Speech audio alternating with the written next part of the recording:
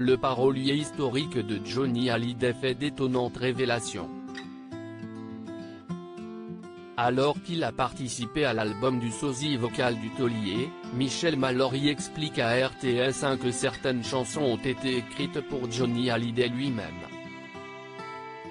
Dans cette interview, il confie également que Mon pays si est l'amour ne devait pas être le dernier opus de la star. Johnny voulait faire un album après celui qu'on entend aujourd'hui, le posthume.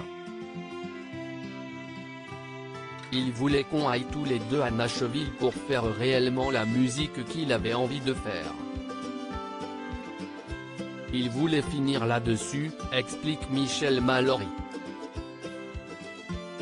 Il se sentait malade et il voulait donner une fin, mais avec des chansons qu'il aurait véritablement choisies et aimées. J'ai travaillé pendant 2 années, on devait partir Johnny et moi en décembre, puis il nous a quittés.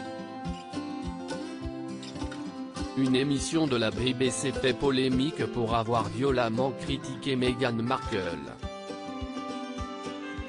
La chaîne de télévision britannique s'apprête en effet à diffuser un nouveau numéro de son show satirique Tonight with Vladimir Poutine, dans laquelle le président russe est hautement parodié comme précisé par la chaîne. Dans les prochaines heures, Vladimir Poutine donnera la réplique à Meghan Markle, présentée comme une américaine trash prête à tout pour poignarder sa rivale. Kate Middleton.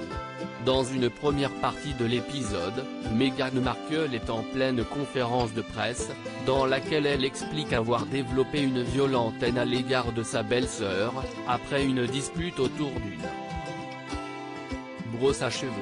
Par le biais d'un porte-parole, la chaîne a tenté de se défendre. Et sinon, dans le reste de l'actualité,